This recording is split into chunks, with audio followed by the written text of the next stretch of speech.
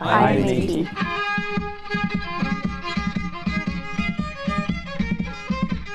I am Metis.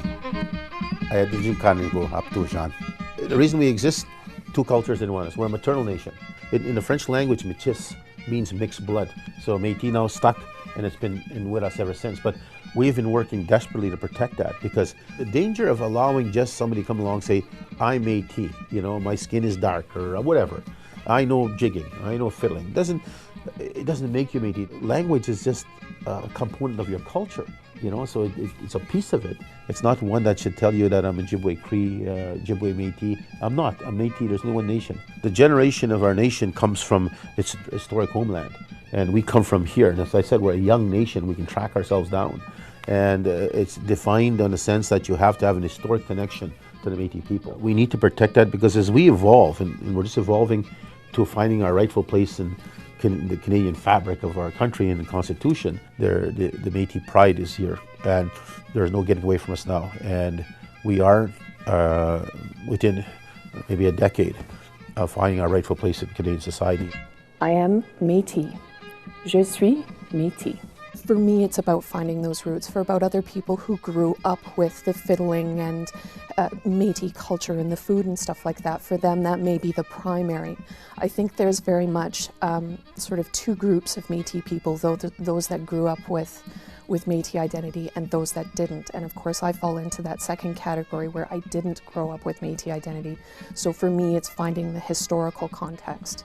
It's very much a process, a constant process. It's never a finished process. It's always learning, sort of, not so much who you are, but who you are in context. I am Métis. Je suis Métis. Actually, I didn't know I was Métis in elementary school.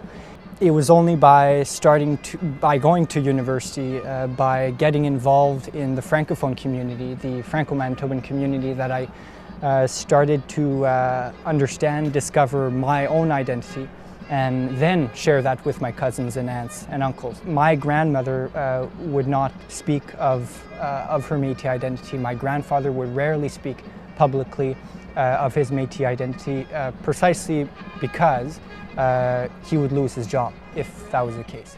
But you can see that the younger generations are starting to be proud of who they are, and they want to discover what exactly it is to be Métis.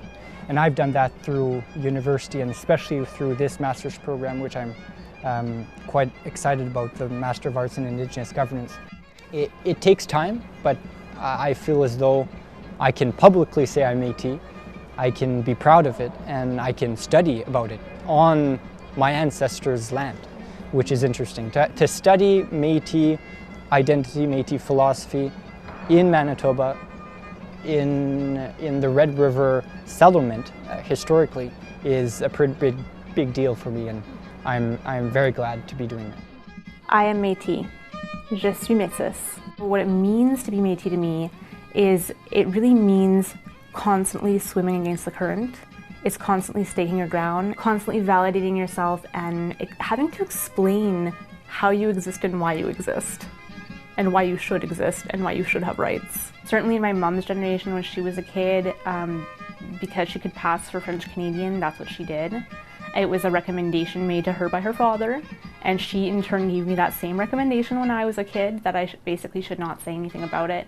The main reason being was that not everybody thought that being Métis was a good thing, and she didn't want me to have to face any kind of animosity or judgment calls that people can make when they hear that statement.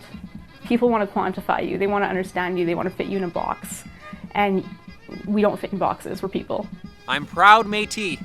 I took Bannock to school. One of my earlier fisticuffs was probably when I took Blueberry Bannock to school, and I got teased, and friends would make fun of me in a few cases because my bread was too flat. And so it was really good Blueberry Bannock. Sunday nights around my grandparents' home, we would have to do the Red River Jig before we could eat, actually. He'd put on the old record player and just tell us dance, and my jigging is not is not very good. I need to practice, that's for sure. It wasn't something that you really shouted from the rooftops, I have to say, and it really wasn't until I took courses in University of Manitoba. It was through that exercise and increasing conversations with my family I really got a little bit more in touch with my family's heritage. You look at the Métis Nation and there were elements of different cultures that were really embedded in the Métis culture, and then it was its own true nation, I mean, in terms of economy, culture, food, language, and I've always seen it as something that can bring people together.